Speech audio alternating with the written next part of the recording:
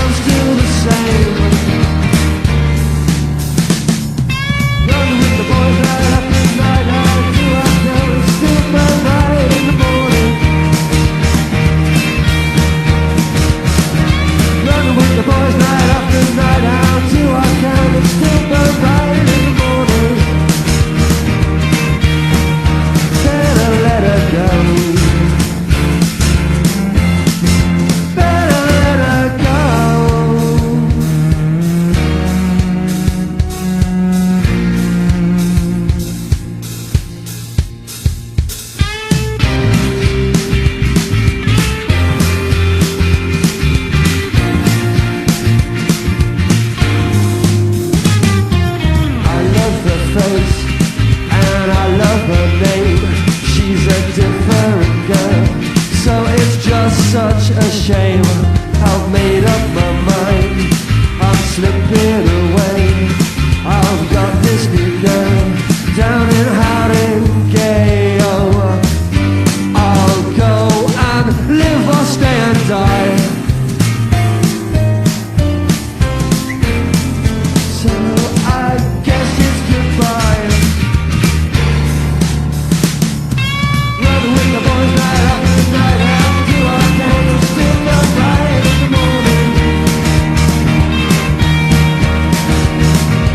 Run with the boys night after night, how do I can still not right in the morning. Better let her go. Better let her go. Run with the boys night after night, how do I can still not right in the morning. Better let her go. Better let her go.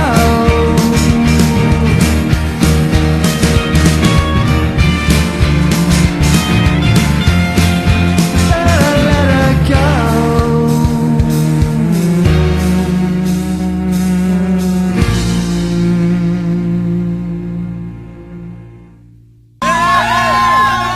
Wow, thank you. It's Run with the Boys. It's Carl Barât playing live at XFM tonight. A nice video for that song, by the way. I enjoyed it very much. A lot of fun. Oh, has everyone seen the video for it? The old fella's going running riot around bars and chip shops, and then almost like bullying you, Carl, in a tube station. Yeah, I got roughed up. You got roughed up by him, didn't you? Hey? Yeah. Made a little cameo in the video. It's a great video. Right, let's talk about this album then. We've got to do this. Let's talk about some of the songs on this record. First of all, did these songs come easy to you compared to previous bands you've been in? Did they come easy, or did you really have to work hard and labour at this record? I mean, I laboured and I worked hard, but I mean, it did come easier. There was kind of a flow to it, which I mean feels better from a writing perspective anyway. It's a very personal record to write, and I feel that I took a break from worrying about how it's going to sound. I got a bit more selfish about it, and then suddenly it was abounding. They seem to go for quite maybe a few evolutions. There's not that much on the album that sounds like Run with the Boys, and there's a lot of real kind of lost love, heartbreak on there, and a bit of redemption at the end. Yeah, well, I mean, yeah, I like to think there's a bit of a concept throughout the record, really. Finding love, getting burned, and then having optimism. Yeah. But, Yeah, this song's like the closest to the ones that previous work really, and then it sort of branches out from there, I think. Very, very different sounding record to Libertines and Dirty Pretty Things. Was that? Did you do that to kind of challenge yourself, or were you just literally a little bit bored of out and out guitars? A bit of both. I mean, but mostly to challenge myself. I kind of got stuck in a comfort zone with a sort of leather jacket and a bottle of whiskey and a bit of what you fancy. Okay, all right. And, I wasn't going to say anything. And a loud guitar. No, I'm wearing a cardigan today. And a loud guitar, and I sort of started to hide behind it to an extent. And once you take that away, there's a lot more intricate stuff in there, and I wanted to explore that a bit. So, I mean, without getting into loads of detail, it does sound lyrically, it sounds like a really personal album. Is it so? Yeah, very much so. Yeah, I couldn't really fake that. Yeah. It's some left field collaborations, or like being a fan of yours for so long, it feels like it's quite left field. Some of the people you've written these songs with, the fella from Mike Snow. Yeah. And what? Neil Hannon? So the Mike Snow fella and Neil Hannon. Tell us about Neil Hannon. So you actually recorded some songs in his house, right? Yeah, I went to his house in Dublin. I was really interested in the idea of meeting someone, working with someone I'd not met before.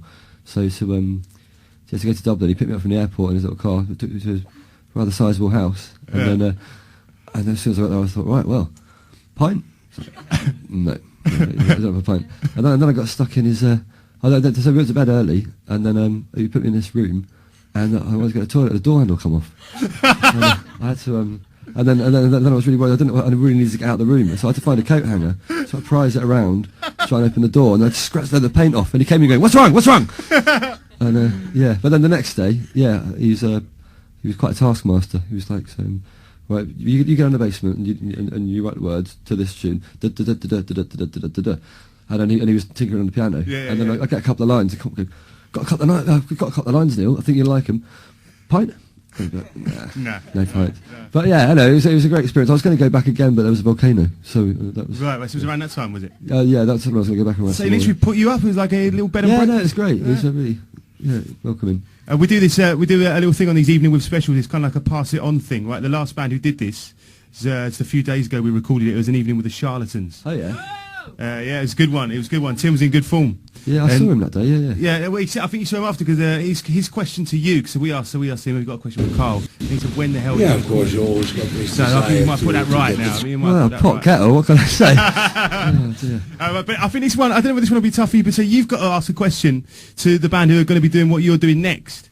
And the next one we're doing is wait for it. An evening with Athlete. So I'm putting you on the spot here, Carlos, but give us a question for the Athlete boys. Oh man! Come on, Carl. Any of the band can help out if you. Come on, boys. What are you trying to ask Athlete? What's your knowledge like of the Athlete back catalogue? I know that song wise. I like it. I won't lie. Is your baby better? Well, I mean, with love, I was on the spot. I mean, come on. Right. Do you want to think of something a bit? That's good. That's good. I'm just going to working out how I'm going to say that back to him. With love. I'm an expectant father, and it's a touching song. How Absolutely. About that? There you go. Let's do another song. Let's do another song from your debut solo album, which is out now. What are you going to play for us next? Carve My Name. Carve My Name. Okay, brilliant.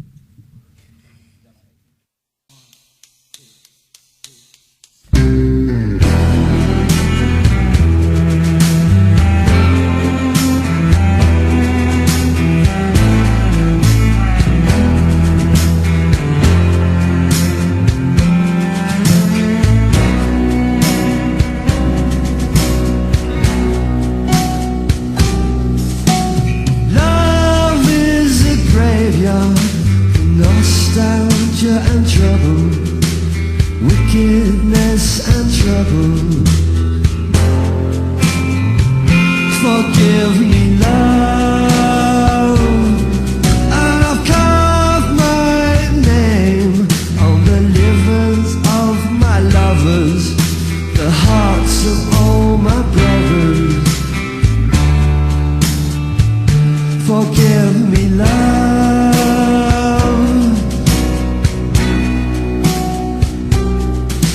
So take away the poet's pen and never speak of love again.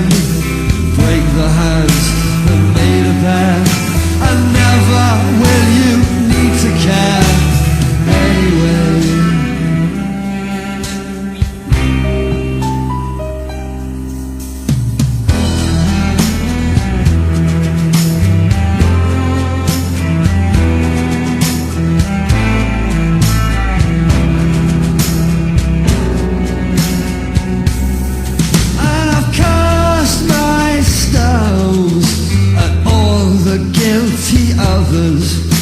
A rubble tomb above us of my design, and I mark my kills with notches on the bedpost, bloodied sheets and dirty clothes, English flowers across the floor. So take away the poet's pen and never speak of love again. Break the hand that made a pair, and never will you need to care anyway.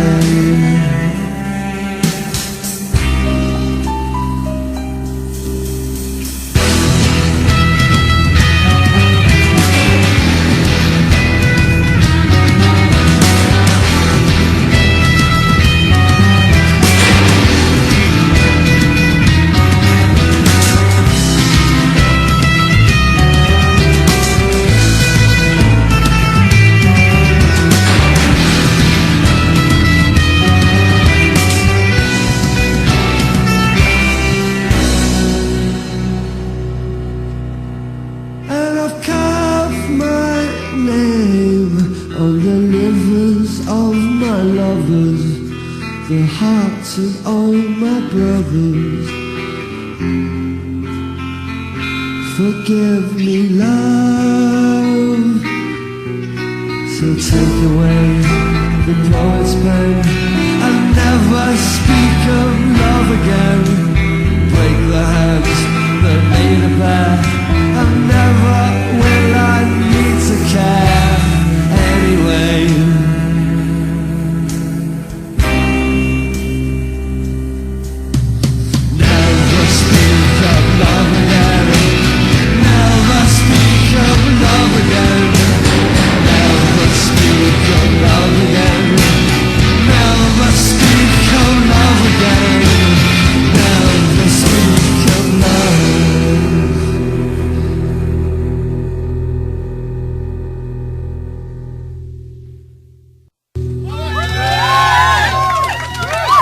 Thank you very much. Carl, you've been so busy over like the last year or so. What's the hardest thing you've had to do over the last year, out of writing your autobiography, doing your first solo album, and doing the theatre bit with Sadie Frost, Treading the Boards? I say it's a toss-up between the theatre and the book, really. So the book was a really difficult one, probably actually the hardest. Cerebrally, it was a bit of a assault course, because I mean, getting the balance right, trying to tell my story and not sell other people's, and that sort of thing. Yeah. And to be utterly candid without being totally demystifying. Yeah. So that's probably the hardest thing. You're a proper workaholic these days. There's no time for partying in your life at the moment. It seems like it's an impossibility when you've got all this going on. Well, You do your best. You squeeze a moment in here and there, yeah. So you have had like so many different hats on over the last few months, so to speak. We must ask briefly about what went on a few weeks ago. It felt like a bit of a dream for like hardcore Libertines fans, because it went so bloody well, didn't it? Would you agree with that? I thought, yeah, I really did feel like that. That was, I don't know, I guess it was just meant to happen like that.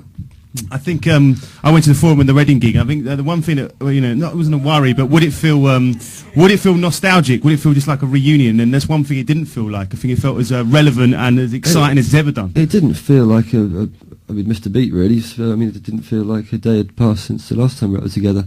And there's a certain like bigger than the sum of our parts feeling I get when we were up there, and it's like it definitely felt kind of complete. And it was all about the moment, really. It didn't feel like nostalgia or it just felt alive. And how go ask how nervous were you before Reading, before Leeds? What one stood out the most for you?